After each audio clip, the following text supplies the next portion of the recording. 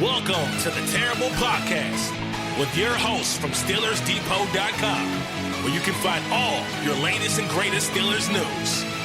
It's Dave Bryan and Alex Kozora, always lit, talking Steelers.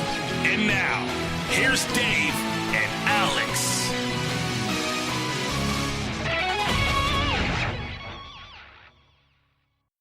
Welcome to the Terrible Podcast, Season 9, Episode 124. He's Dave Bryan. I'm Alex Kozora, SteelersDepot.com. Thanks for tuning in on this relatively quiet Tuesday here in late June. Dave, how you doing? I'm doing good. We're getting right into the meat of that slow period. I felt it. I feel it. Yesterday, I was sitting there going, man, there's nothing going on. Yeah, trying to dig deep into finding some things, that we haven't already covered, maybe about some of these new additions to the Steelers, and, trying to work around some previous quotes and all that we had come out, and try to fill our readers and our listeners up with some info to keep them busy here for the next 4.5, 5 weeks here until training camp gets underway. Obviously, once we get a little bit closer to camp, you'll start seeing more stuff written on the site about training camp battles. We try to hold off as long as possible as putting that stuff out during the off season, but expect that to kind of get fired up here in a little bit. And outside of there not being any breaking kind of news, which is really in the grand scheme of things, a good thing, I think, when you talk about this Steelers team right now. We are 75 days away from the Steelers regular season opener against the New England Patriots. So, that'll start ticking down. And obviously, like I said, a little bit over four weeks, I think, until the Steelers report to Latrobe for the start of training camp. Yep, 75 days. Joe Green's number. You remember Joe Green in his heyday, right? Yeah, that was, you want to talk about influential as part of becoming, a full-blown Steelers fan. Mm-hmm. It was definitely Joe Green, back in the 70s. Remember, I was born in 68, really didn't have a recollection of becoming, a fan of the Steelers until about 4 or so.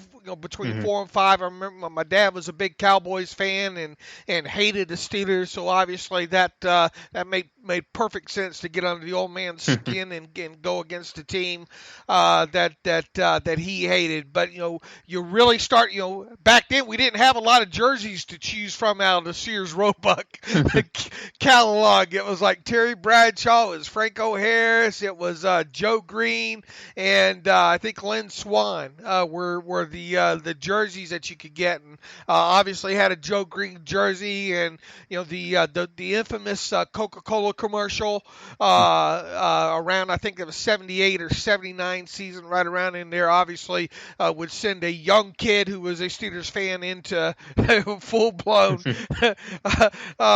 fanaticism, if you will. But absolutely, Joe Green will always, I think, go down as being the cornerstone of what the Steelers organization became.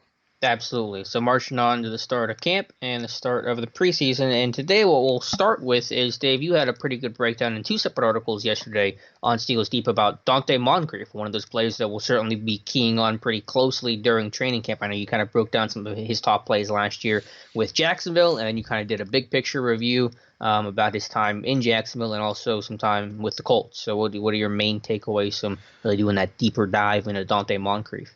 Yeah, I wanted to go catch by catch, well, really target by target with him. And quite honestly, and I'm sure you've probably at one point or another gone through every one of his catches last season as well, too. I don't think they were hard to pull out, hard to identify, I guess, his top 5 catches last season with the Jaguars. And, not in any particular order, but, I think all 5 show you a little bit about what Donte Moncrief offers the Steelers as far as a wide receiver. You get the end zone fade against the Patriots in week 2 against a very good corner in Stephon Gilmore. Mm-hmm. And it was a good throw. Probably could be a tad bit higher, but Moncrief does a good job of turning around, finding the ball, going up, and using the strong hands to get that ball on, on a play that took place from the 4-yard line, a play that you knew right at the snap there was going to be one-on-one situation there. And like I said, Gilmore is a good cornerback. And, really, how many times do you see end zone fades, successful from the 5-yard line and in the NFL throughout the season? Yeah, it's a pretty low percentage. It's a low percentage play for sure. And for him to be able to pull that off against a quarterback like Gilmore, against a team like the Patriots, I think is encouraging. So, that one wasn't hard to pull out as soon as you come across that, you're thinking to yourself, I'm betting this is going to be one of his top five receptions last season. The second one I think you'll come across was in week 4 against the Jets, and really it was a one-on-one battle against Tremaine Johnson, a relatively virtually kind of unknown, I think, cornerback, if you will. And it was a deep go, and Moncrief gets a free release to the outside, is able to get on top of the young cornerback, and as soon as the cornerback turns around and tries to find the football, he instantly falls out of phase. And to help facilitate that, you see Moncrief get that left arm extended, and that helps to secure him, what we like to call getting on top of receiver and stacking a wide receiver. And at that point, all he has to do is catch the football, and then he easily, to me, winning the foot race to the end zone at that point is gravy on top of it. So really like that route, that separation, and that catch there. You have to fast forward, I think, all the way to week number 10. To find Moncrief's next best catch of last season with the Jaguars, and this one was actually kind of a corner route out of the slot, if you will, against the Colts. And I think the thing that impresses me the most, if you slow this thing down and look at it from number of the angles, is that little head nod. That little nod that he gives, almost fakes as if he's going to run a deep post from the slot there. And that momentary nod, I think it does a great job of holding the safety just long enough. And while he does have the cornerback, Arthur Mallett, in his back pocket at about the 15-yard break point of the route, where he starts breaking that corner route off, he separates quickly from there and really has, 2.5 yards probably in separation in total from where the ball is thrown, and makes the great over-the-shoulder catch. And then once again, at the tail end of this play, him breaking the tackle attempt of the safety, I think, is gravy, and him going the rest of the distance for a touchdown is gravy. And we've talked a few times about some of the things that the Steelers will miss with Antonio Brown. It's those long breakaway touchdowns. So it's good. It's good to see Moncrief be able to provide a few of those, and especially after the catch, and in situations where some opponents have maybe had a chance to tackle him. The next one was easy to pull out as well. It was the Week 12 catch, another kind of go route down the left sideline, against a younger cornerback there, and this ball was a little bit underthrown.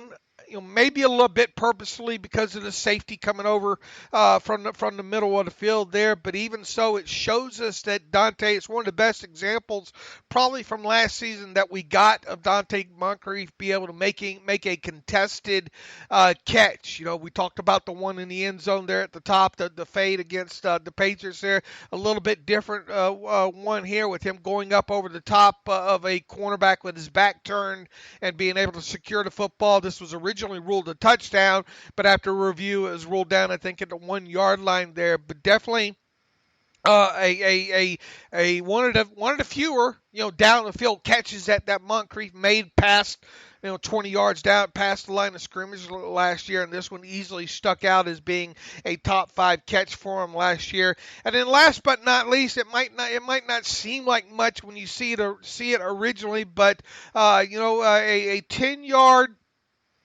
curl route against the New England, against the Tennessee Titans in Week 12, against what I consider a very good young cornerback in Adoree Jackson. Moncrief, I think one of the things that you'll notice on this, especially when seeing the All-22, is from his ability once he starts breaking down to get stopped and make that curl route back. There's not a lot of separation as you would hope from your cornerback. If you're Tennessee Titans, I think Adoree Jackson does a great job with coverage on this play, and Kessler, I think, does a great job of putting that ball outside where only his guy can catch it. And I think Moncrief shows you on this play that he has the ability to adjust to footballs, have good body control, strong hands, because quite honestly, this ball is fairly close to being broken up by Adoree Jackson, having the concentration there on this play to secure this football along the sideline there. Once again, this is early in the game catch, 1st and 10 from the Jacksonville 17-yard line. But when you go back and you look at the 40-something catches that Moncrief had last season, I think it's easy to identify these 5 I just named as his top 5 receptions on the season.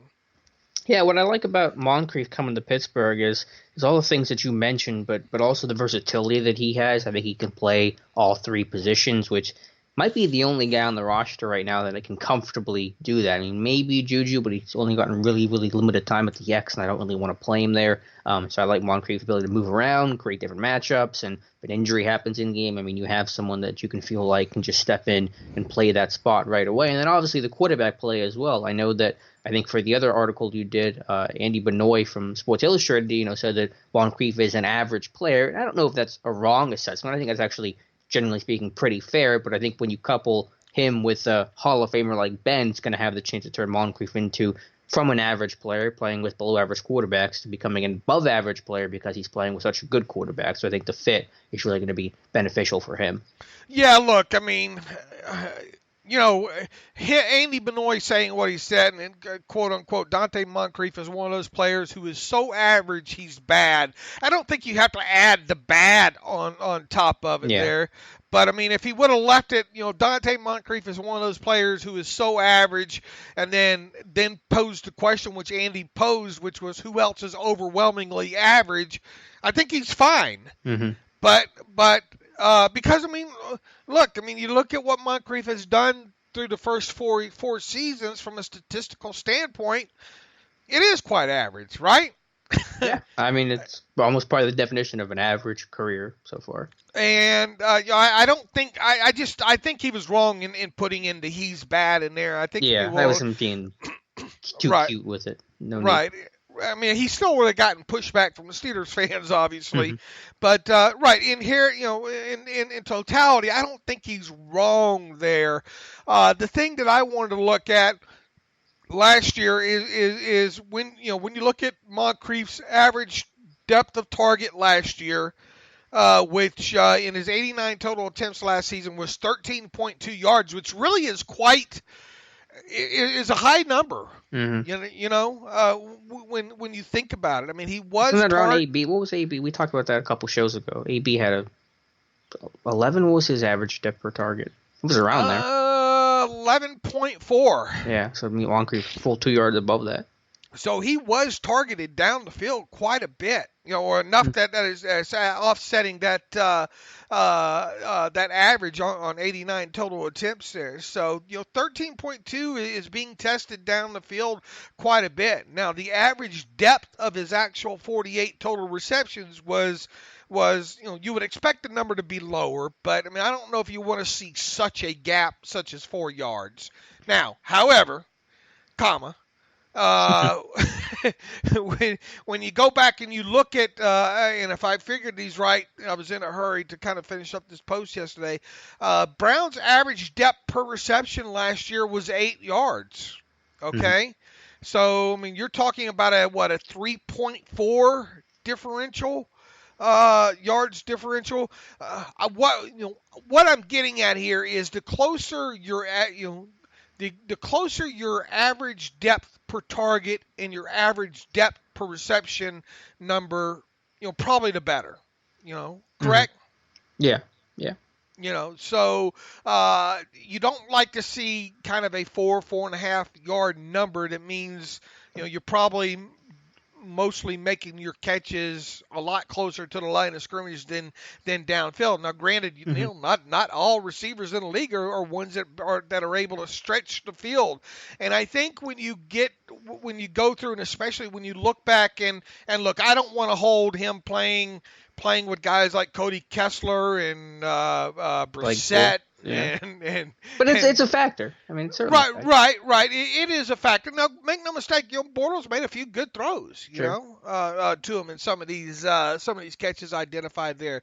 But the Brissetts and the Hasselbecks and the Lord, who else? Didn't you quarterback for the Colts 3 years ago there? Week 14.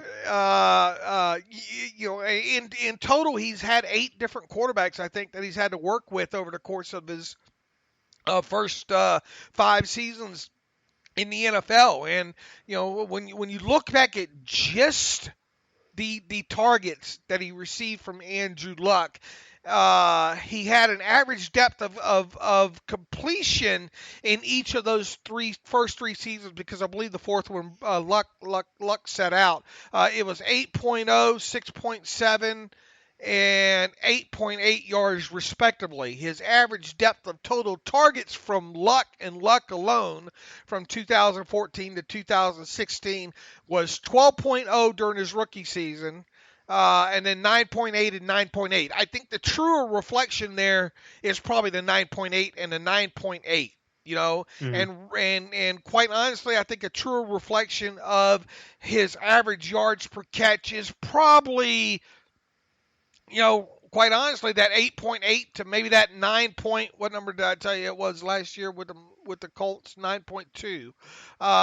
So 8.8, 9.2 is probably Moncrief's wheelhouse for average yards per reception. I went back and looked at several of the deep throws. Now granted, there are probably there were at least, let's see, only 64 of Moncrief's 89 targets last year were catchable passes. So that leaves 25 of, that's roughly what, 20%? Yeah, roughly. Of his throws were uncatchable, or were uncatchable balls. How much better is that number going to get with Ben Roethlisberger? Hopefully better. I'd be interested. What are some of the uncatchable numbers for AB and Juju last year? I know there was some issue early in the year, so I wonder how much that influenced the number. But I'd be curious to compare that. I'll have to look that up here. Maybe I can do that while we're on here. Because it sounds high, 20%, but maybe that is average, or it's hard. It's always hard when you have just a standalone number with nothing to compare it to really say if it's higher or low. So I'd be curious at last year's numbers, maybe some career numbers with AB and Juju, just to put in that perspective. But yeah, there's no doubt that we can all say safely that going from the Kesslers and the Bortles and the Brissetts of the world to Ben is a huge difference. So not only just going from that level of that talent jump, but also having that consistency at quarterback. Because not only when you have a new quarterback, you've had usually below average talent from Moncrief, it's just a new style. The way the ball comes off is differently. The timing, the things that quarterback likes to do, with the way the offense has its tweaks with the things that are tailored to the quarterback, it all changes. So it's not just the quarterback isn't great. It's everything about the system and the style and the timing and the rhythm of that offense changes, and you have to create that chemistry with the quarterback. That's why it's been such a big point that Moncrief said, building up chemistry with Ben during the spring. So there's a lot of factors that happen when you're changing quarterbacks as often as Moncrief has had to do, and that has to hinder not only him but any receiver that has to go through that. So I think obviously having that consistency and stability is going to be almost just as important for Moncrief as it is playing with a much more talented quarterback. Here's some numbers for you for Antonio Brown. This comes from Sports Info Solutions. Antonio Brown, as far as total targets last year, 167. 123 of those were catchable balls. Mm-hmm. So that leaves 44 that were uncatchable. What's 44? 26.3%. So 26% of total targets? Yeah, total targets. 44 divided by 167. Okay, so that was the uncatchable amount there. With Juju, keep your calculator warmed up there, or keep your shoes off one. Ready? 35 uncatchable on 166 targets. 21%. And So, what was Moncrief? Can you give me his uncatchables from last year? I got 26, 21%. What are Dante's? let's see, 25 of 89. So 28%. So a little bit higher. And I know that obviously Ben and AB weren't on the same page right away. I bet you if you look at AB's career number, it's a lot lower than the 26% of last year. And really, Ben. Remember the first half of last season on the deep balls. Ben it was a mess. Yeah, Ben was a mess. As far as that goes. So, and once again, I mean, here's the thing with Moncrief. You're not no way are you going to put him in the same boat with AB as a route runner. I mean, you just some of the highlights we've seen over the years with AB as far as twisting people in knots and some of the things coming out of the breaks and getting that huge separate. You're just not going to see that. I would not expect Donte Moncrief to be a huge down the field, more than 15 yards past the line of scrimmage target. He's going to have to make a lot of plays. Kind of similar to the ones that he made last year with the Jaguars, I think. Maybe beating a corner who gets out of phase, down the sideline, going up and making a contested catch or two down the sideline there, coming back on some extended plays. There's a play earlier in the season, I think it was, or whenever they played against the Kansas City Chiefs. Now, it was, I think, a little bit later in the game, and I think it might have been against Steven Nelson, too. But, I mean, the game was already in hand at that time anyway. But, it's either, I think it was Bortles, extending the play out to his left and Moncrief doing a good job of coming back to the football way down, more than 20 yards down the field, and then catching the ball along the sideline there. You would hope to see some extended plays, receptions by Moncrief, but I think overall you're just not going to see a guy that's going to stretch the field deep for you. You don't think? I think he can. I think that's partially why he was brought in. Not that he's going to create a lot of separation, but he does have the speed and ability to win vertical. Right. But here's the thing: I don't expect him to have that separation. Okay, but I think he can still be a vertical threat. I think he can still throw. I think he have a bigger target to throw to. I think he can make some contested. Well, like I said, you look at the play against the Jets and the play against the Bills that I referenced. I can see him making those kind of catches. I don't think you're going to see a lot of them, though. Yeah. Well, it depends what you mean by a lot. It's not going to be AB level, but I think he can make, one every game, one every other game. I mean, that's what I'm hoping for. I just don't see him as a big play down the field receiver in that regard. Yeah. When you look at his charting from last year that I did, nearly half of his catches were receptions, 6 yards or less. Mm-hmm. But how much was he playing the X in that? Because it depends on where. If you're playing the slot and the Z, maybe you're going to have shorter receptions than if you would in the X spot. Right. Now, he did run quite a few shallow crosses. Okay, and you're going to say, I think you're going to see a lot of that with him as well too. And I imagine maybe Jacksonville's offense just wasn't as vertical as Pittsburgh's can be with the quarterback issues that they had. They probably didn't want to stress Cody Kessler trying, because if you have Cody Kessler, you're not throwing it deep because he's Cody Kessler and that's not in his wheelhouse. You're trying to think and dunk your way downfield. Right. I mean, you see a lot of the curls, a lot of the comeback 7, 8. 12-yard variety in his tape there. You see a lot, I think 9 just flat out drag routes up underneath he caught last year. Now, make no mistake, he did on some deeper balls, I think, last year have some drops. Mm-hmm.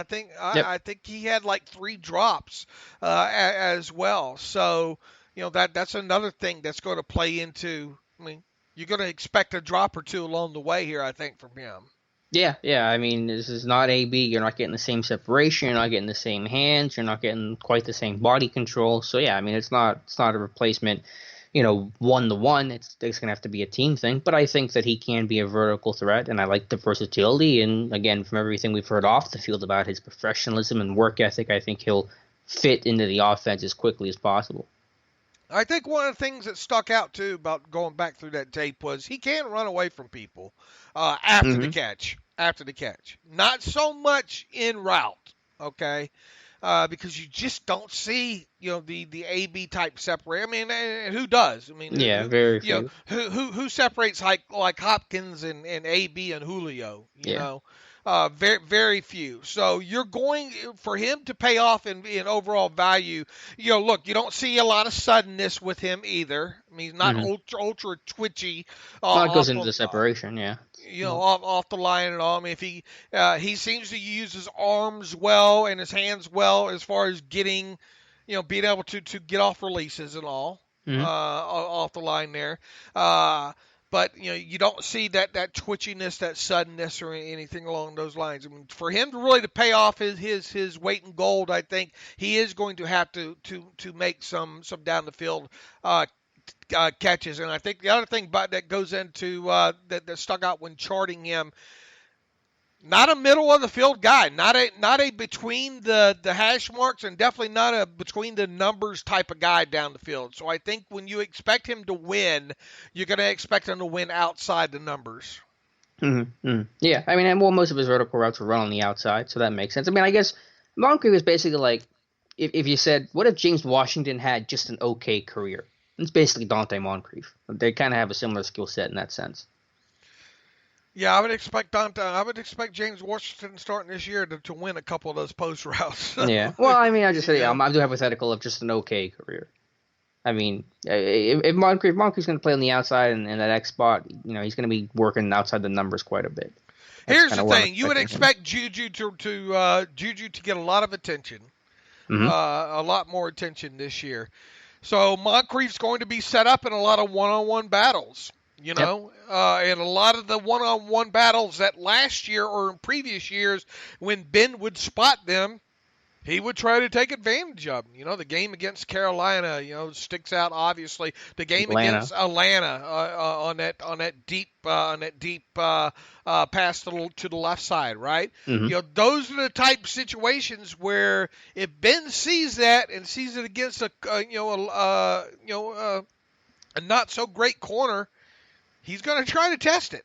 Yep, and that's the nature of the X position. Let's remember how that position functions in the offense. Generally speaking, this is a base 11 personnel team, so 3 receivers on the field. You're going to have the tight end to the right, slot receiver to the right, Z receiver to the right. Generally speaking, the receiver is going to be backside, so 3-by-1 set, 3 to the right, 1 to the left. So you're going to have one-on-one coverage to the backside, and so either defenses are going to just lock that up, just med coverage, man everywhere he goes, or they're going to bracket. And they're unlikely to bracket on Moncrief because he's not the biggest threat the way AB was. They're going to be rolling the coverage to Juju. So that even more inherently is going to create one-on-one matchups for Moncrief. So he's got to get ready because Juju's getting the attention and Moncrief's going to have the one-on-one battle. So that's the guy that has to win off the line and do his job. And if he does, then he'll make defenses pay for singling him up. And the earlier you can accomplish that in a season, especially this season, against some of these teams that the Steelers play, the better. Because the more you can, the quicker you can connect a couple of times with something like that down the field, it really can open up other areas of the game. And look, man, another thing that Juju that Ben has liked to do in the past, and this really stuck out recently in doing some tape on him. Deep down in their own end, I'm talking inside their own 5-yard line. Generally on first down, Ben will roll out that that 12 personnel or 12 personnel with only 2 wide receivers on the field, and he'll have both those wide receivers try to win on the outside, and then he'll pick a side and go with it.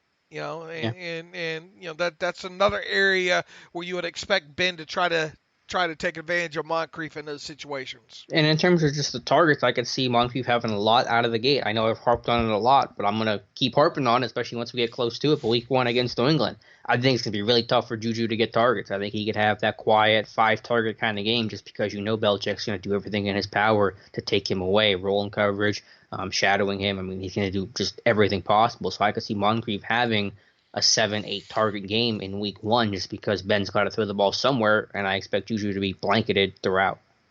Realistic targets for total for Moncrief, assuming he stays healthy and assuming, Deontay Johnson comes along on the path of development that you want to see him come along on, is 90 to 100 targets too many? Or not enough? I haven't thought about the number really at all. To be honest with you, I might do a projection close to the start of the season. I would probably take the under slightly, but I'm just guessing. I haven't really spent any time looking at the numbers. What's 90 divided by 16? Let's 5? If I can type here, 5.6. All right. Can we see him getting targeted 5.6 times a game for 16 games? Probably not, right? Yeah, I think 5 is a good number to put to it. I think they're going to throw the ball less. They're not going to throw the ball 675 times the way they did last year, or 700 really when you count in Dobbs attempts. So, yeah, I mean, if you assume they're going to throw it 600 times this year, I think maybe five a game for Moncrief. Just spitball numbers sounds nice. All right. Let's go high with 90 then. 90 would be considered high, right? I mean, I don't know if I consider that high. Would you or would you not be surprised if he hit 90 targets?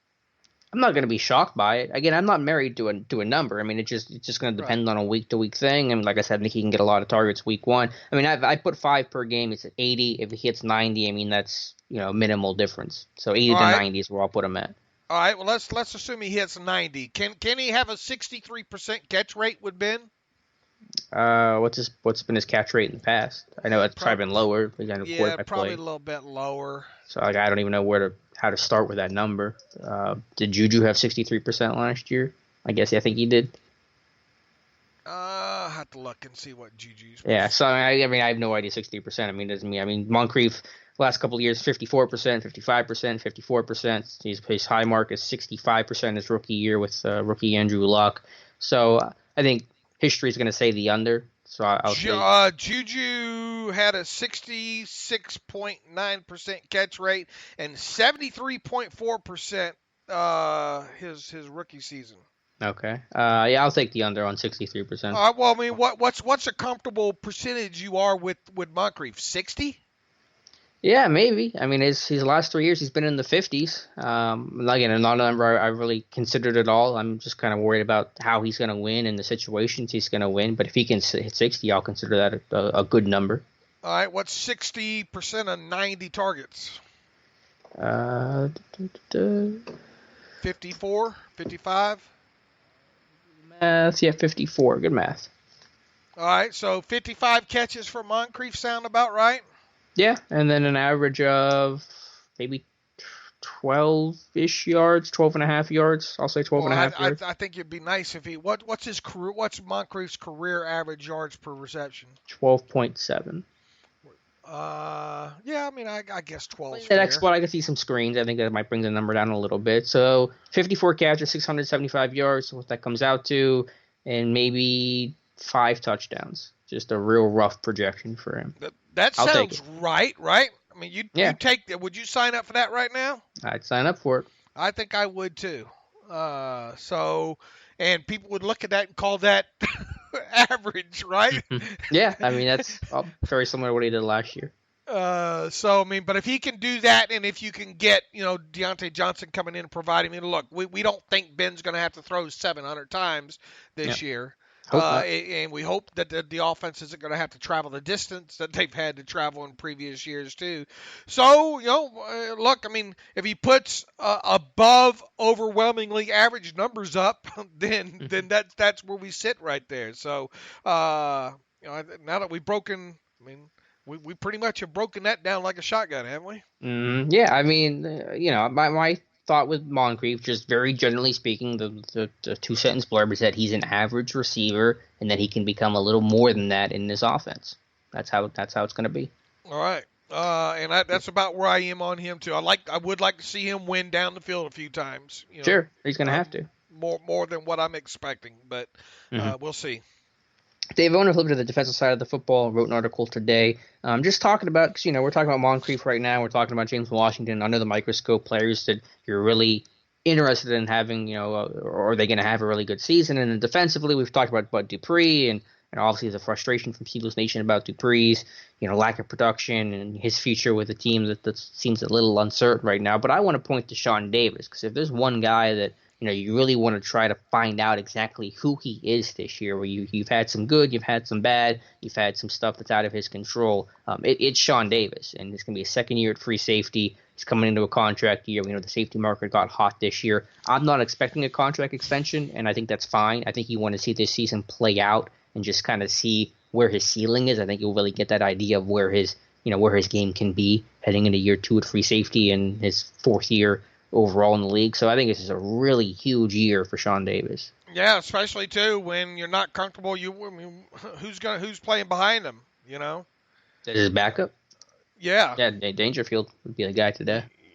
So this is a guy that second full season in at least one position.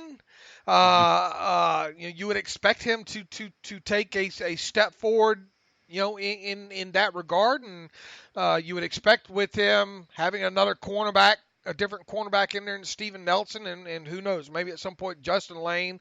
Look, Ryan Clark did a lot in this defense for the Steelers at the free safety position. Being able to read and study and know tendencies and all like that, and be able to tackle effectively on the back end of the defense. The Steelers have been struggling to find a real good free safety, a deep middle of the field guy for years. So. Mm-hmm. Yeah, I mean, it's hard to think that with what safety's got this offseason and with what Sean Davis and Drew Rosenhaus might be wanting in terms of contract extension, it's hard to envision the two sides coming to a deal. So with that, I mean, there's a lot of incentive for Davis, if that's the case, to make this a really a top 10 season.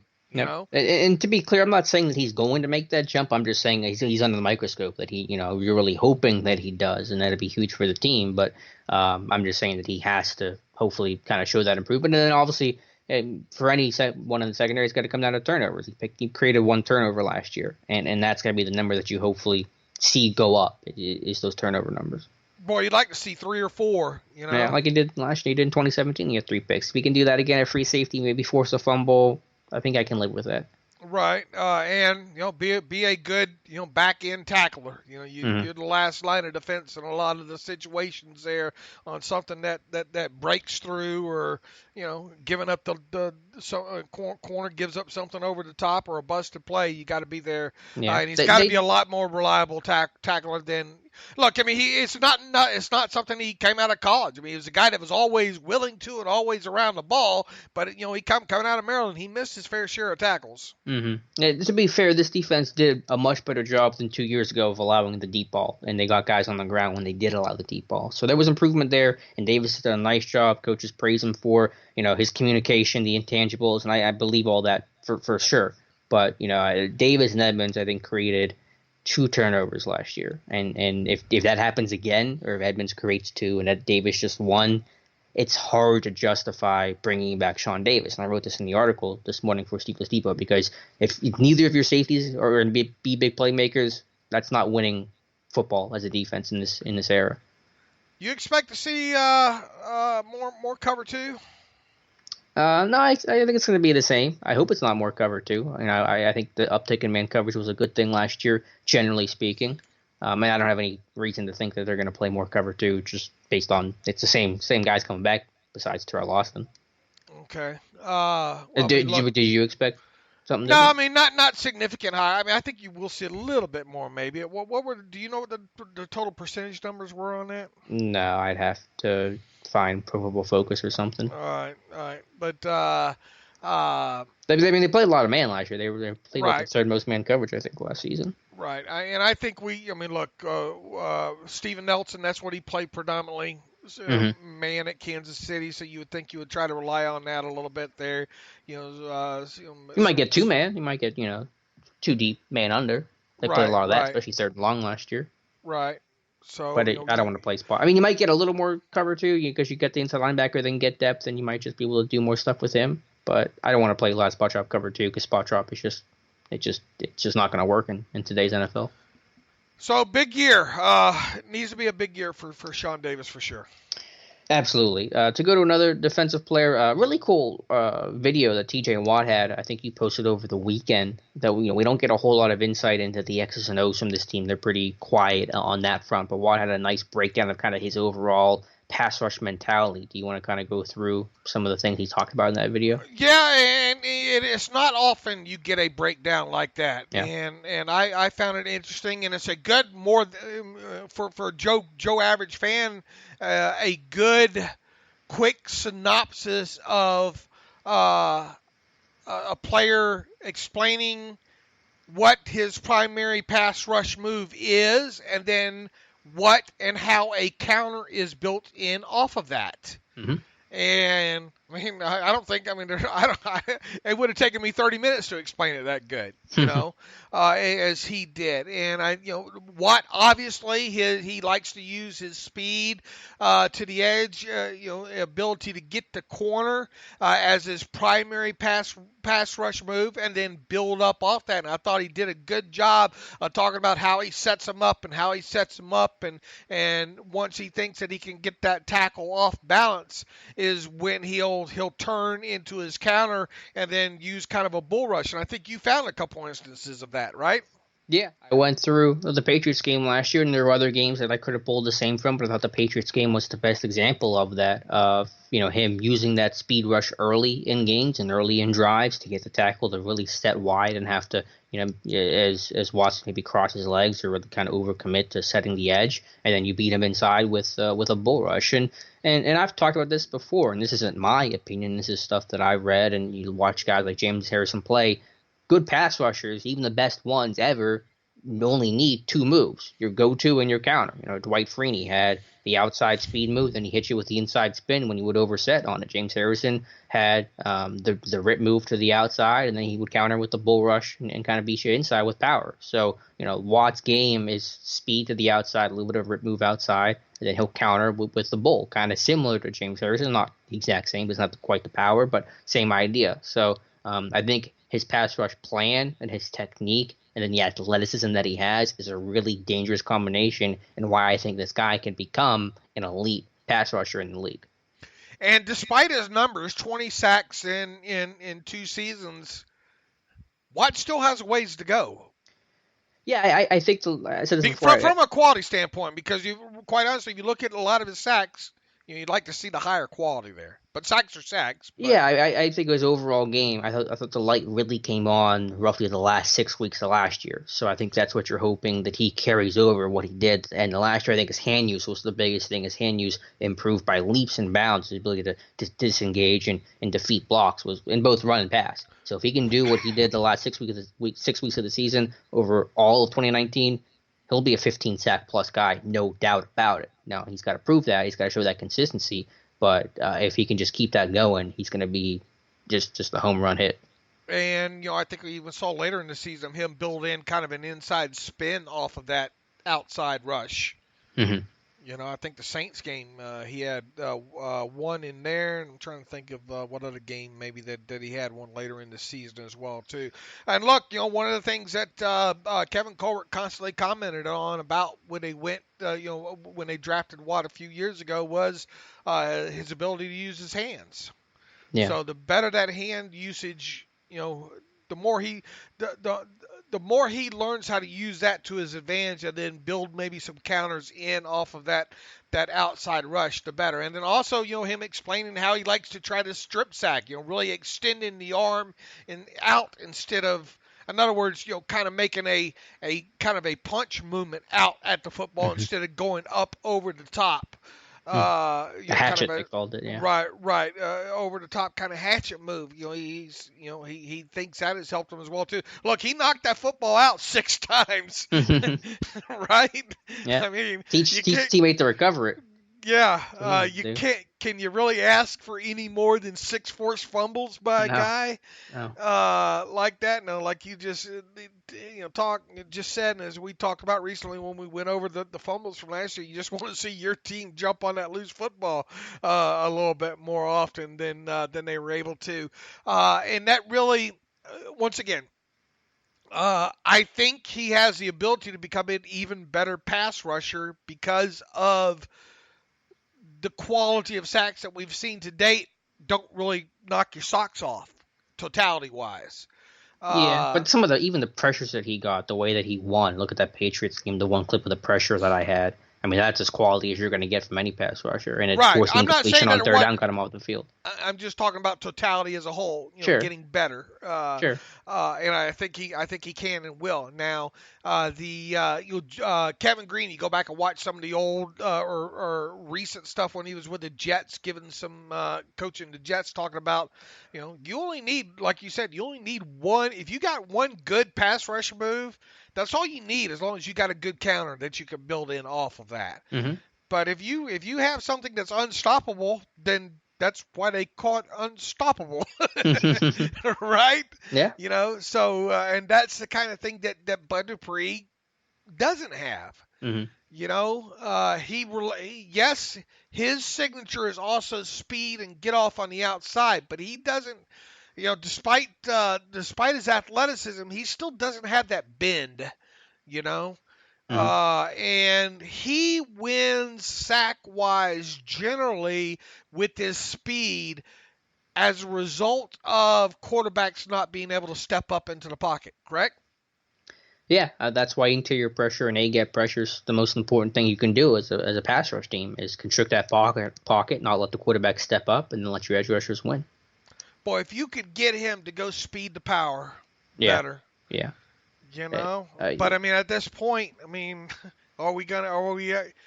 odds are we're not going to see it, Well, true. Point taken. But like I've said before, I think when you look at the injuries that he's had to the upper body, he had the torn pec last year. He had the arm shoulder issue the year before. I think those things have certainly at least been factors in why he hasn't created the power. So I'm not saying it's going to happen. Like I said, I have no expectations for Bud this year, but I'm just saying if he can show himself to be healthy throughout a whole season, we'll know for sure whether or not he can do that. Because I've given a torn pec, it's hard to speed the power, I'm sure. And heck, implement that underarm rip. I mean, nobody's going to expect you to do it like James Harrison, but man, you get some of these, you can pick out on tape sometimes what these tackles are going to do to try to, in response to which hand you go up first with. And, you can't tell me occasionally you can't get that rip up underneath there. We have seen him win occasionally that way, but not enough, so. You'll be all out of excuses after this season, Alex. I will be. It's my last prayer. But hey, I mean, everyone should obviously root for Dupree, and I know most people are. Sure. That he plays well, I just wanted to recognize that there's been a health issue, which I think is very clear, and I think that can explain some of his issues. And also, I wanted to point to his toughness, because you can talk about a lot of problems with Dupree's game, and hey, I'm right there with you. But this is a tough dude. He's missed 1 or 2 games the last 2 seasons, and he's played through a lot of injuries. So this guy's played hurt a ton, and he hasn't missed a lot of time for it, and I got to give him credit for that. What in the limited work that we've seen, Olin, that's one guy that's going to be really going to get probably a lot of your focus during training camp and preseason here, Alex. What have you seen that you've liked out of Ola as a pass rusher? I know, once again, I mean, between him going against furniture movers and just the limited work overall, what has stuck out about him? He knows who he is. He knows he's a 6-foot, squatty Mac linebacker, and he plays like it. He'll rip through you. He's not trying to do anything crazy. He's not trying to be fancy. He's not trying to hit you with 20 different moves. He's, again, a little James Harrison just in terms of the plan, where he's going to use his size to his advantage. He's going to rip under these 6'6", 6'7" tackles he's going against and use that leverage to his advantage, and then create some power whenever he gets tackles to start having to overset and start sitting on the outside move. Then he can go with his bull and get his hands into your chest and use leverage and walk that tackle back. So I think he has a good pass rush plan. I think he's already has those wheels turning as a pass rusher, despite being a young guy. That's a really good foundation to work from. It's basically he knows who he is, he knows how he wins, and he doesn't get too cute about it. He has his plan, he does what he does well, and he executes it. So I think from a very baseline level, being such a young guy last year at UDFA rookie, he hasn't tried to do anything outside his skill set, and that's important to recognize. He's done a nice job of that. We expect to see him mostly on the right side, right?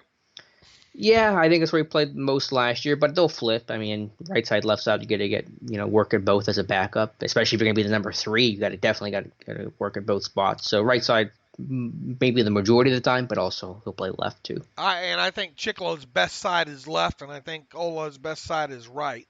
But we'll probably see both of them get a little bit of time. But boy, really am excited to see and hear and listen and watch and Ola, from the time they report to training camp through the preseason here. Yeah, he's just got to play well in special teams. That's almost my bigger concern. I think he'll be a good pass rusher. I think he'll play the run well. Can he kind of function well enough in space on special teams? That's always been my concern with him, and that's why I want him to be the number 3 outside linebacker so badly. Because if he's the number 4, it's hard to even dress him. Because if you're the number 4 and you're not playing special teams, you're not going to be active. Okay, where are we at now? Let's go to 2 more topics. I think then I want to jump through the running back position, and we'll kind of close out the show relatively early here. But let's talk about kind of the Hall of Fame. One thing that they're doing, they're adding a new kind of class for, Centennial class, I believe is what they're calling it, for some of the guys have been waiting for a long time and might not get in the traditional way. So this is kind of I guess the offshoot of the senior committee. I'm not quite sure exactly how this functions, but point is that hopefully it will get some names that are long overdue to be inducted into Canton, Ohio. And for Pittsburgh fans, I think the number one name that hopefully we can try to see get inducted is Donnie Shell. Yeah, and this comes from, and props to Matthew Marksy as usual for being able to uncover this and finding this. It came, I think, via the Clark Judge of the Talk of Fame Network podcast, and from Joe Horrigan himself, who served as the Hall of Fame's executive director for over 40% of the game's history, 42 years before retiring recently. He told Clark Judge of the Talk of Fame Network that it's going to happen, that the NFL is looking to go all out to celebrate its centennial anniversary, and the Pro Football Hall of Fame is looking to join them in that celebration. In honor of the 100th year of the game, it's being reported that Canton has agreed in principle to a centennial class of Hall of Famers that will be elected in addition to the standard class for 2020.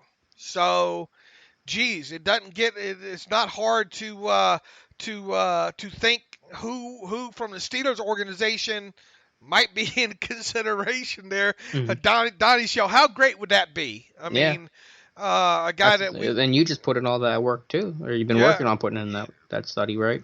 Yeah, and then another guy, L.C. Greenwood's another one. What about Bill Nunn? I mean, look, I don't want to take anything away from Gil Brandt, because I think Gil Brandt I think Gil Brandt belongs in the Hall of Fame.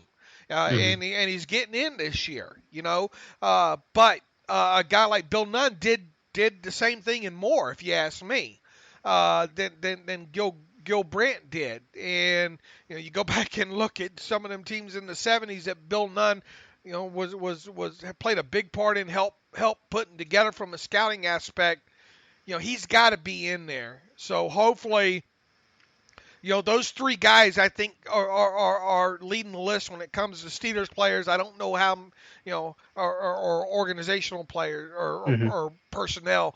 I don't know how many of them are going to end up benefiting from this. But, I mean, Donnie Shell, boy, it'd be a shame not to see Donnie Shell get in. And it would be a shame not to see Bill Nunn not get in. And really, L.C. Greenwood too. But Donnie Shell, I think when you go back and dissect it the way I dissected it, earlier in the offseason there, especially, look, throw out the the Super Bowl years, the winning years. What did Donnie Shell do after that? And it's quite amazing, especially when you compare it to, who was the Seahawk that I profiled? I'm drawing a blank. I know. I remember us having that conversation. No, I'm drawing a blank. But I mean, look back on the site when I wrote about him, and then comparing Donnie Shell's numbers to him. He belongs in. So it would be great to see Kenny Easley. That's it. Here's the thing. I don't want the Pro Football Hall of Fame to turn into the Rock and Roll Hall of Fame either. And I know that means absolutely nothing to you. But I think a lot of listeners will get where I'm coming from. The Rock and Roll Hall of Fame has become really just so saturated with, I can't believe that guy, or that band or whatnot got in. It's almost like everybody gets in. I don't want it to get to that, but I also do think that over the years, quite a few players have fallen through the cracks, and I hate to see them limited by a certain amount every year in a certain position and all like that. I mean, it's a criminal shame that Alan Faneca's had to wait as long as he's had to wait. But I understand why. I don't like it, but I mean I understand why. And then the whole we're in this wide receiver log jam now. Because there's a log jam, because there's numbers. I mean, either the guy belongs in or he doesn't. Don't blame it on a positional log jam, if you will. Yeah. But anyway, enough of that soapbox there. But I would like to see them, and maybe this is something that they don't have to do every year, but maybe every 10 years. Yeah, that makes sense. To look at some guys that egregiously have been left behind, or every 20 years. Once again, I don't want to see this where it becomes like, you're in the Hall of Fame. You're in the Hall of Fame, like an Oprah situation there. But I mean, I think it goes without saying that there's a lot of people not currently in the Pro Football Hall of Fame that deserve to be.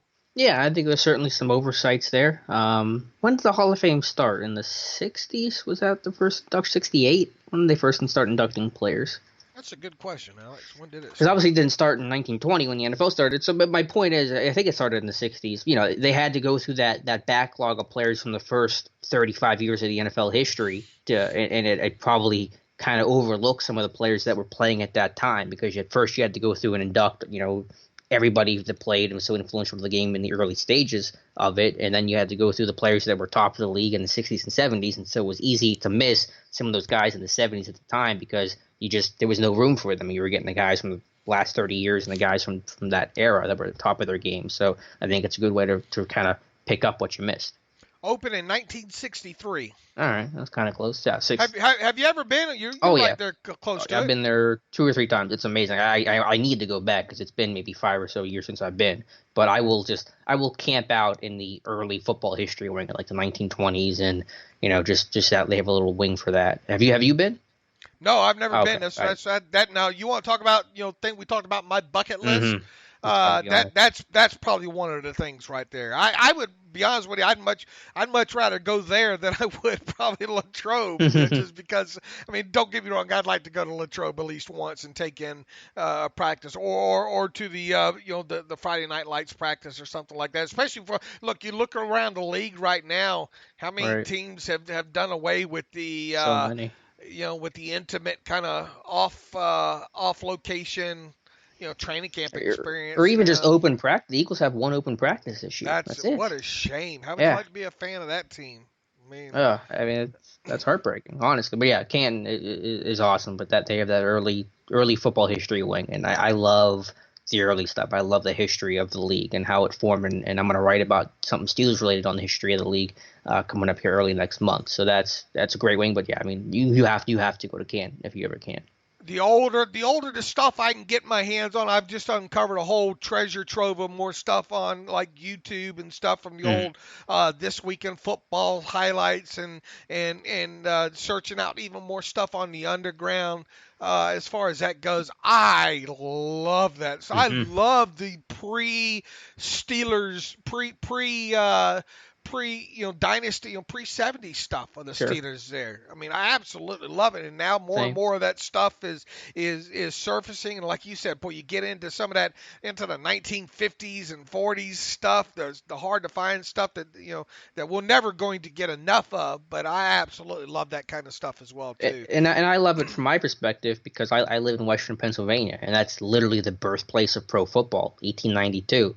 It was the Pittsburgh Athletic Club versus the Allegheny Athletic Association was the first game played with someone getting paid professionally for it. So, I mean, you live in the birthplace of where pro football grew up. I think that's really special when you talk about, Westmoreland County, Allegheny County, Latrobe area. I mean, that is the birthplace of pro football. So I think it's a really special location, and it's got some amazing history. Who knows? Maybe next year or two I get out to Canton over there. Take that on. Yeah. We'll road trip it together. I'll have to. Maybe that's a place where you and I can meet up one time. Yeah, that'd be cool. Yeah, I'm only about 2.5 hours away. Not too far. All right, we'll see if we can't get that into the works at some point there. All right, good deal. Dave, let's move on here. You want to talk about briefly, I think Max Starks was asked, is Max Starks a regular NFL Network analyst, or is he kind of a guest? He's a guest, and the thing is, he's gotten a lot better, too, I think. Mm-hmm. And it's good to see him on that. But they had him on, I think, last week. He had a couple appearances on there, and now we'll probably go. And he also does work on occasional spots on Sirius NFL radio as well, too. But, yeah, he was on. He was talking about, asked along with Terrell Davis, who is a regular on that show, about the best offensive line running back tandems in the NFL. Terrell Davis went Dallas Cowboys, and Max Starks went with the Steelers. Now the thing is, look, I mean, he made a good point talking about top to bottom offensive line, and look, it is hard to argue against the Steelers as having perhaps, and we talked about this when Pat Kerwin and Jim Miller just recently released their rankings there. It's hard not to have. I mean, you're foolish if you don't have the Steelers in the top 5, right? Yeah, top 5 at least. And you can make a good argument that they belong number 1 overall. Now, as far as running back offensive line combo tops, I don't know if I'd go number 1. Would you? I probably wouldn't. I'm not quite sure where I'd be at number 1. Maybe the Saints, maybe the Cowboys. I probably wouldn't have Pittsburgh quite there. Close. Yeah, but not there. I think maybe you can make a good argument for the Saints or the Rams, I think.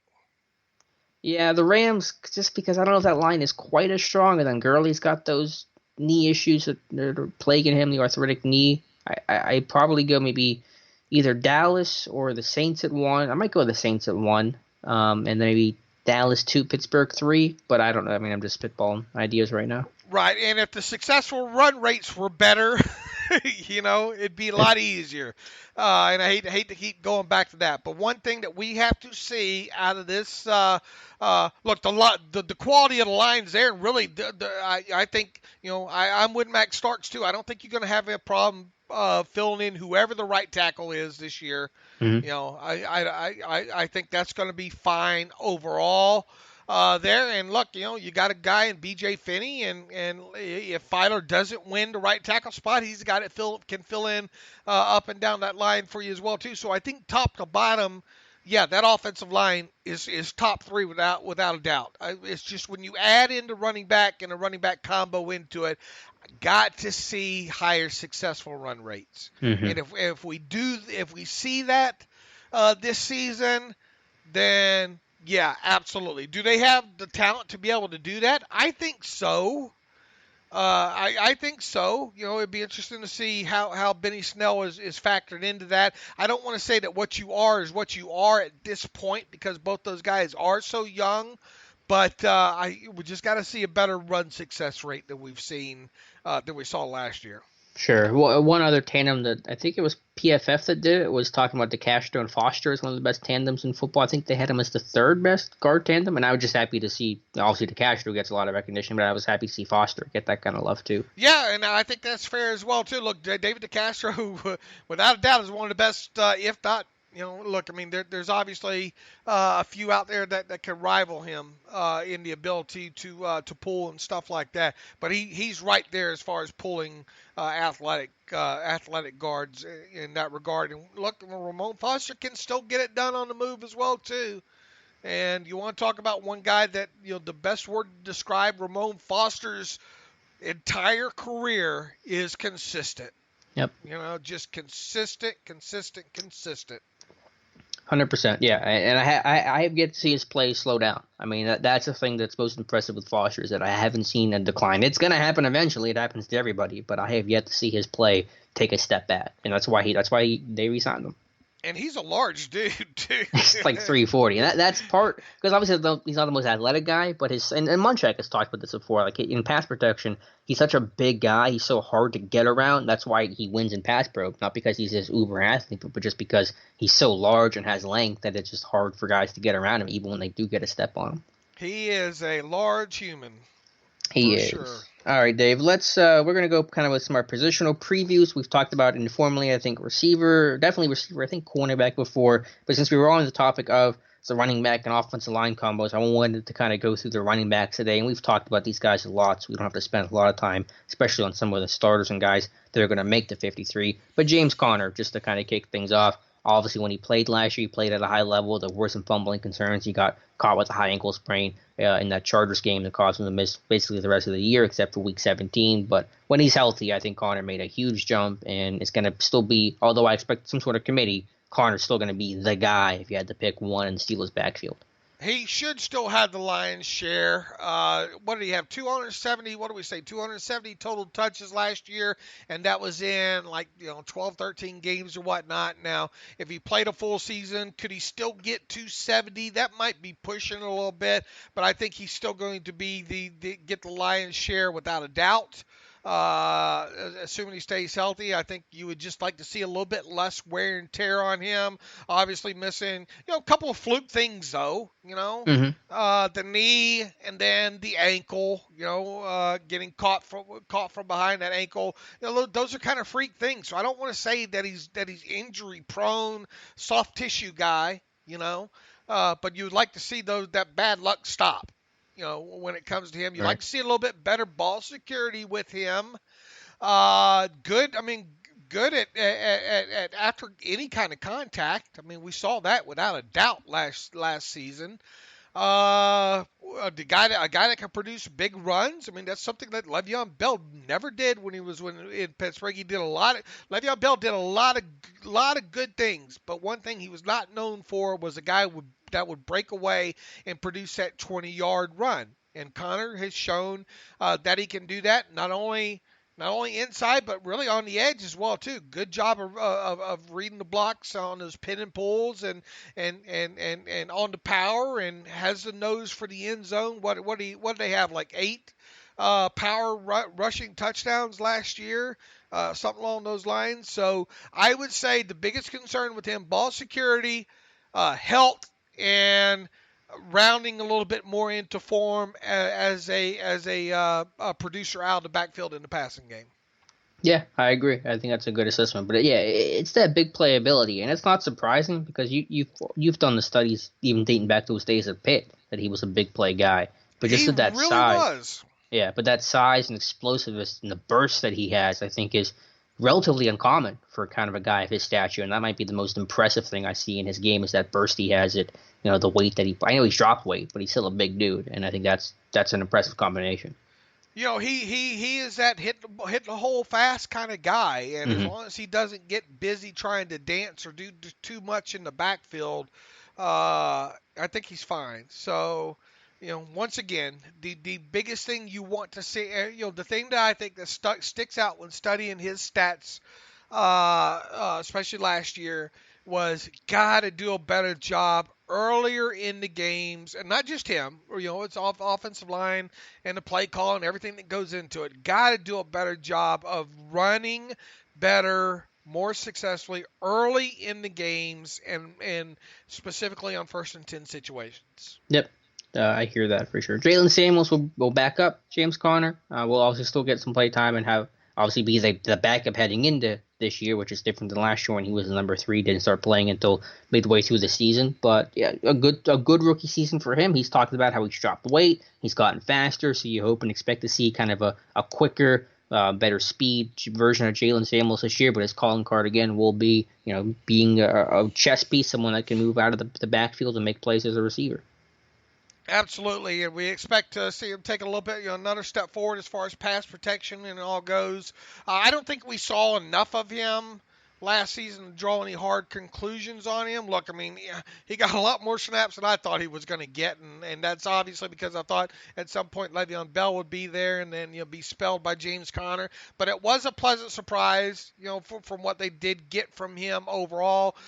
We thought that maybe he would be a decent out of the backfield as a pass catcher, and he showed that. Definitely showed that he's a patient runner. Looking forward to finding more about his strengths and weaknesses in his second season. Especially as a runner. I think we have a pretty good gauge of him as a receiver. Dude caught 3 receiving touchdowns last year. I think tied the team record for most touchdowns by a rookie running back. But he's still looking for his first rushing touchdown, so it kind of sums it up well. But yeah, I think you'll see a different version of Jalen Samuels, a different body type slightly, and some more speed, and that's going to help him hit that hole a little bit quicker than what he struggled to do at times last year. I would agree. Benny Snell going to be the number 3, and I don't expect Benny Snell to play a lot, but I think he could be important situationally, third down, short yardage. I could see him getting some work there if it's a long drive. It's been an 8-play drive, and Connor got the bulk of the work, and you're facing 3rd and 1 at the opponent's 11. Then I could see Snell coming in to get that short yardage snap, and I think that he could even vulture away a couple touchdowns from James Conner. Possible. More James Conner than he is Jalen Samuels. That's for sure. A very power guy. A guy that we did see win a few times on the edge, however, at Kentucky there. A guy that can make some athletic moves down the sideline. I think we saw in the game against Penn State as well. But a guy that really is going to make his living inside the tackles and kind of punishing guys at the second level and getting those extra yards, keeping the pile moving forward, so to speak. Not a big play guy like James Conner was as far as the explosive runs go when he was at Kentucky, and I wouldn't expect to kind of see that at the NFL level as well. But definitely a guy that should be able to move the pile for him. If you need 3 yards, he should be able to get 3 yards for you here. So I would expect him to have good run success rates on early down situations and short yardage situations, and seems to be good in goal-to-go situations as well, too. Not that you're probably going to do it a lot, but at least you do have 2 guys in Jalen Samuels and Benny Snell that have done the Wildcat. That's a good point. Both of them did that in college there. Also, Benny Snell probably not going to give you much of anything out of the backfield as a pass catcher, and even though I did a post on him not long after he was drafted about him having the willingness and the want to be pass protection. I don't know how much you're going to see of that right out of the chute with him. Yeah, I think he might be a little more advanced than most rookie running backs, if only just because he was such the guy. He wasn't a specialized role in Kentucky. He was the running back, the number 1 dude that he had to do it all. But he's not even going to be put in those situations where he'll have to pass protect. In very few situations will have to catch the football. When he comes in, it's going to be play action or dive up the middle with Benny Snell. Those are going to be the 2 scenarios in all likelihood. But yeah, I think he'll come in and work hard. I think he'll have a good training camp. And I said it before, I know it's not going to matter much for an on-the-field product, but he'll be a fan favorite. Everyone's going to love him. This dude's going to sign autographs for 2 hours after every single practice. So I think the fans are really going to become big fans of Benny Snell. Can he give you anything on special teams, kick coverage or something along those lines? Yeah, that's a good question. The number 3 running back doesn't have to be a core guy, but generally they do something, whether that's usually they're at least a 1-phase, 2-phase guy, punt returns or kick coverage. So he's going to have to probably do something. And that'll be something I look forward to you telling me during training camp, and we'll obviously be charting that kind of stuff once the preseason gets underway. But it's certainly an area where we expect him to contribute in some form or fashion during his rookie season. To go to some other running backs, these are some names that might not be familiar to most fans, but I think we'll start with Trey Edmonds. And the last couple of podcasts, I keep coming off the show and thinking I wanted to talk about Trey Edmonds because Jeremy Fowler, ESPN did an article for all 32 beat writers, tell us your most surprising offseason sleeper. And I thought it was going to be Deontay Spencer or some of the other names that we've heard, but Jeremy Fowler went with Trey Edmonds, saying that he had a really nice spring. Now, obviously, it's a running back in spring in shorts and shells. Easy for a running back to look good, but I think an interesting note nonetheless. He played last year, got a cup of coffee the last 5-6 weeks of the season, mainly played on special teams, but someone that you should at least remember heading into training camp because he'll get some work in there. Boy, and you would think the only way the numbers on this work out is A, an injury, God forbid, or B, just Trey Edmonds can't be cut because of his special teams ability. Mm-hmm. Yeah, I don't think he's going to make the team, but he's going to get some work in camp because you don't have to play Connor. I'm not playing with Connor a lot in preseason. There's no need to. I'm not risking injury at this point. So, Edmonds should have a decent amount of playing time this summer. Yeah, him and Benny Snell should see quite a bit of work, you would think, along with Jalen Samuels, of course. Trey, we know more about him probably as a special teamer than we do as a running back at the NFL level. Yeah, I mean, he didn't have a carry last year. Does he have an NFL carry under his belt? I think he maybe has one with the Saints. Yeah, not Look it up. many. Yeah, I mean, he was running on kick coverage last year. He was playing the most snaps on. He's got 9 carries with the Saints in 2017. But he's a big dude. Steelers like their backs big. And look at Terrell Watson. This time, a couple years ago, Terrell Watson was just a name. And he had that great goal line practice at Heinz Field and got a roster spot because of it. So, who knows? Like you said, an injury could open the door, and they may be Trey Evans benefiting. And you would expect at worst, him to compete for a practice squad spot, maybe along the lines with a guy like Trayvon McMillan out of Colorado. Interesting story with him. I wrote about him a little bit earlier in the offseason. Ralph Webb is a guy that you really probably are the most high on, right? I mean, I guess there are other people that even know who Ralph Webb is. There were some reports that he had a nice spring too, but again, I take those things with a grain of salt. I mean, just generally speaking, and I've written about this before, and it's no secret, Steelers like their backs big. I mean, I'm going through the listed weights on the Steelers website of all the running backs: 233, 223, 209, 225, 224, 200, 221. So I mean, they have a clear type. So you're going to have just a bunch of these power backs, and who's going to show the best conditioning, who's going to show the best power. Webb's going to be that dude. Now, he's going to spend some time on the team's practice squad last year. He's been in New England before, so he's not brand new to the NFL. He's not going to be, brand new to a camp. But, just another dude that's going to have to, separate himself somehow from the other big backs on this team. He was a preseason darling, I think, for the Patriots. Was it last year? Yeah, at some point, Belichick, I think, even had some praise for him in a rare moment, talking about how well Ralph Webb played in one of these games. And I think if you go back through the Twitter machine, they're going crazy about him during the preseason. Their fan base was, and obviously didn't stick with them. But definitely a guy that'll be worth watching. But I mean, look, make no mistake about it, the 3 that we expect to be there. It's hard to carve out a 4th, especially if you and make no. I don't know why people are trying to force Roosevelt Nix off this roster, but barring, that's just not going. There are not many guarantees in life, but I think Roosevelt Nix being on the 53 is along the lines of death and taxes. Mm-hmm. Yeah, Nix is going to make it for sure. I know people look at the Sutton Smith stuff and said it's going to impact Nick's roster spot. It's not at all. It's just there to give Smith some more versatility. If there's never an in-game injury, it can give the team some flexibility. And the final running back, just to touch on briefly, is Malik Williams. I think a second-year back out of Louisville, had a pretty quiet college career. Was with Atlanta last year. Actually had a decent preseason with the Falcons last year. Another big back who's going to have to show some stuff on special teams and then try to, again, separate himself from the other power backs on this roster. Definitely not a bad bunch.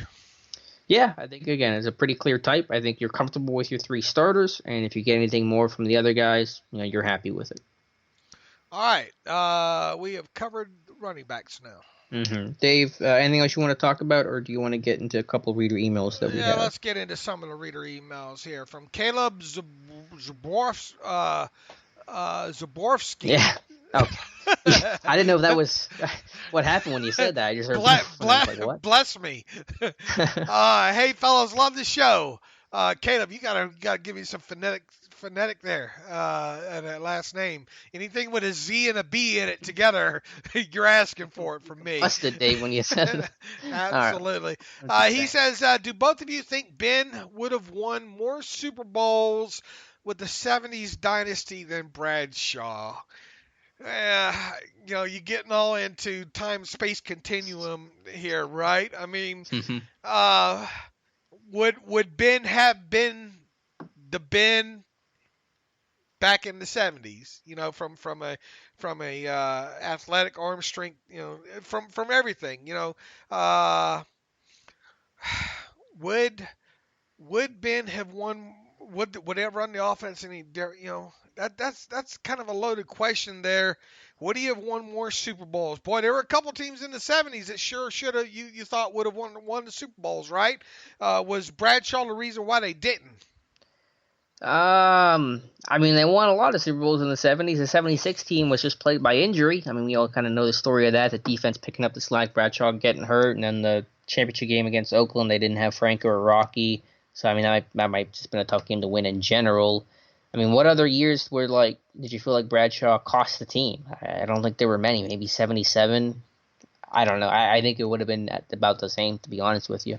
Yeah, I dare say that it's hard. Look, Bradshaw's career came to end. In fact, I just watched that little episode.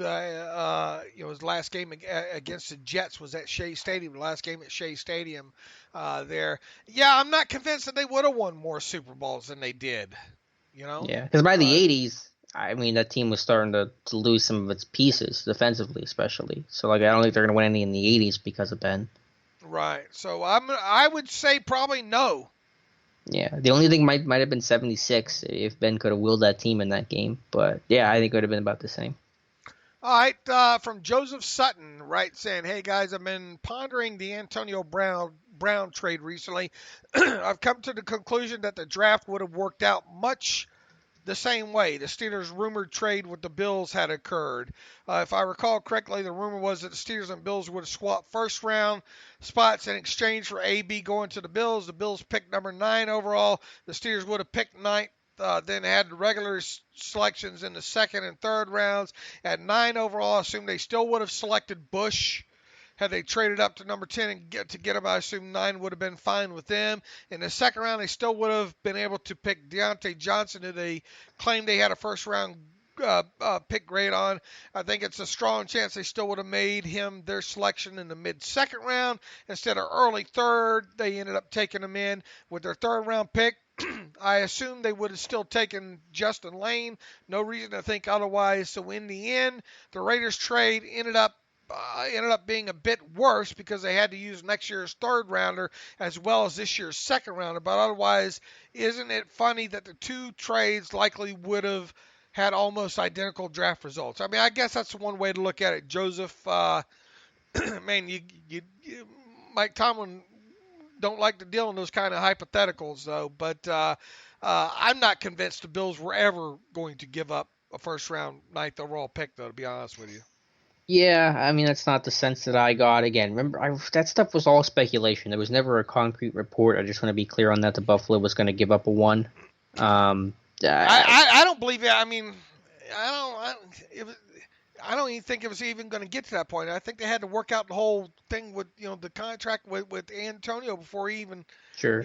I think it was more like, okay, here, go talk. We give you permission to talk to AB and Drew Rosenhaus, and once you hammer that out, why don't you come back and talk to us? Well, I don't know if that's true because I think Oakland got the deal verbally with Colbert first in terms of the compensation. Then they had to talk to AB. I think Mayock had gone through the steps. Maybe you can go back and check on that. But I want to say that they agreed to compensation first, and then they had to make it work with AB as the final step, I believe. You talking about the Bills or the Raiders? The Raiders. The actual. The Bills. Oh, I know. But I'm saying is that Oakland got the deal done, I'm pretty sure, by having a verbal agreement and compensation with Colbert, and then they went to AB and dealt with the contract stuff. So I think even if Buffalo would have wanted to get the deal done, they would have had to have a verbal agreement and compensation first, and then the second step would have been getting AB to sign off and making the contract work. Regardless, I find it hard to believe they would have been willing to part with that. Agreed. With that pick. Agreed. And again, would it have changed things? I don't know. I mean, the email all sounds well and good. It probably would have been similar, but I'm with Tom on this one. I'm not going to speculate about the hypotheticals too much. All right, Muthina, he says, call me Mo. Al-Salani writes in, what is the point of having a game day inactive list? I'd love to know why it exists. Seems like it's a stupid rule if you ask me. I'm surprised I don't hear more people talking about getting rid of it. Look, you've got some people that, who was it recently that Pete Carroll, I think, was the latest head coach, I think, to make a push to get the inactive list kind of done away with. It's the whole competitive balance thing was the reason it was put in. Players are going to have X amount of people probably. One team might have a higher number of players injured that they can't have dressed for that game. So it was put in more from a competitive balance situation. Why not just add 7 more players, to the active roster and just roll with it from there? But I'm sure some will say, well, then you have six. You're always going to get into one team might have more healthier players than the other team. So even if you have an inactive list, isn't theoretically you're still going to have one team possibly with more healthier players than another team there. It was put in from a competitive balance standpoint. I agree. I think it's kind of a worthless thing. I understand why they have it in there, and all. I don't necessarily like it. Will it be? Is it a kind of thing that might be negotiated away in this next CBA? I don't know. Be interesting.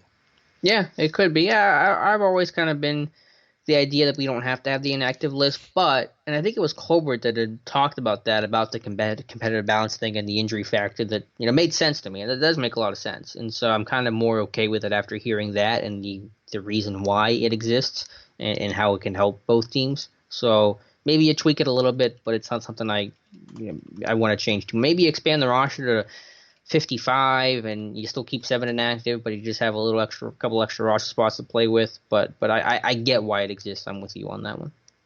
Yeah, I wish I could find real quick what, because I think I'm the one that wrote that up about Kevin Colbert, yeah. right? I think I remember Colbert saying it. I don't know if I saw it in a video or an article on Steelers Depot, but Colbert talked on it recently, within the last year. He was asked about it. So here it is. Okay. Let's see. When was this? 2018. It was last August. Yeah, I knew about a year ago.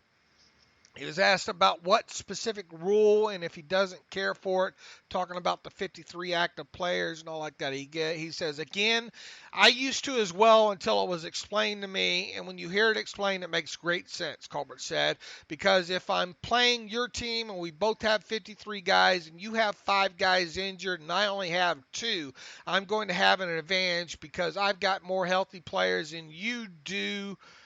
Than you do, and that's why they did that. They came up with 7 as a number that, on average, okay, nobody's going to exceed that. So you go into a given game, you'll both have the same amount of players, and once it was explained to me, that way I accepted it. Yeah. So I that makes sense. I do get that. Maybe, again, like I said, maybe you want to expand the overall roster total. I think that's a way to kind of have that middle ground. To go 53, go to 55, and still keep the 7 inactive. But I'm cool with the principle behind it. Okay, from Mark Schach. Hi, guys. Big Steelers fan from Germany. I consider coming to Latrobe for 2 weeks of training camp and also attending the first 2 preseason games. Wow, you're going to be here a little bit. Nice. What would be the best way to do it? I'm not really sure if I should book a hotel room in Pittsburgh and drive every day to Latrobe or just stay close to St. Vincent College. If you're coming this year, you're probably going to be hard-pressed to get a hotel room this late, right? Yeah, Latrobe fills up pretty fast, and maybe you could find something, but I mean, I'm not going to I can't be your travel agent. I'm sorry. I don't know exactly, because every situation might be different, but I will say, if you want to be in Pittsburgh and make the drive to Latrobe, it's not a short drive. It's going to be over an hour probably to go each way. So that's going to be time consuming. So I would probably lean towards get a place closer to Latrobe, because you're only going to go to Pittsburgh for the games twice. I mean, obviously you might go there a little bit more to see the city, but it's probably going to be less time consuming to go from Latrobe to Pittsburgh than Pittsburgh to Latrobe, just because you're not going to do it as often. If you know what I'm saying. I got you there. Bryce writes, and this is Bryce. Love the show and keep up the good work. Got 2 questions for both the Yins. With the Steelers needing to make up for the production they lost when AB was traded, do you think we'll see more advanced McDonald detach from the formation and split out wide? When they did do this last year, and I can't remember them doing it often, how effective do you think it was? And do you think Vance is good enough route runner to make a difference in those situations? Number 2, if Mike Tomlin had to actually miss a game, who would take over head coaching duties for that game, and what would the pecking order be for that situation? That's a good question. Yeah, wow. With the first question with Vance, yeah, they did do it some. I don't know the success rates. Matthew Marksy has the charting. I could go back and find that maybe for another time. Ask me in a mailbag or something. Maybe I can get an answer for you then. But yeah, I could see them doing it more. Vance has got to be a big piece over the middle. I think he could have a career year, and yeah, he's gonna be counted on in a lot of areas, but specifically in the red zone. He'll have to be counted on a lot, I think. In terms of who would take over for Tomlin, I know John Mitchell is still listed as the assistant head coach, but he's kind of gone in that reserve role. Would Terrell Austin do it? I mean, I know he's new, but he's been the closest to a head coach probably of anyone on the staff. That's kind of who floated through my mind first. Yeah. Now, I mean, kind of, weird to go from a guy just new, but Right. I mean, I think, with his past experience and all like that, if it wasn't John Mitchell, and you would think maybe it would be Terrell Austin. Yeah. Good question. As far as Vance McDonald goes, look, gotta have a presence on third down this year. Bigger presence. Got to have a bigger presence down the field more, I think. So those are two areas where I think. And as far as the detached, look, I mean, you can dictate a lot of things with based on what the opposition rolls out there, personnel wise, and I think that will dictate what the Steelers do in certain situations. But yeah, I mean, you can have him detached. I too have these stats in front of me, but I don't have them sorted or anything as far to tell you how often he was, detached from the end of the line. But as Alex said, we could maybe pull that up for a future show. Anything else? I think that got it. All right, Dave. We'll be back on Friday. Yeah, we'll try to get a beat writer again from either the Ravens, either John or guy that covers the who's the guy that Paul Daner. We either get him or John to come in and talk to us about either the Ravens or the Cincinnati Bengals on the Friday show. In the meantime, you can follow me on Twitter at Steelers Depot. You can follow Alex on Twitter at Alex_Kozora. Follow the show at Terrible Podcast. Email the show, theterriblepodcast at gmail.com. If you like what we do and you want to donate to the cause, go to SteelersDepot.com. Hit the donate button upper right navigational bar. If you want a year subscription to SteelersDepot.com without all the ads, you can go to SteelersDepot.com and hit the ad-free button upper right navigational bar as well. And until Friday, as always, thanks for listening to the Terrible Podcast with Dave and Alex.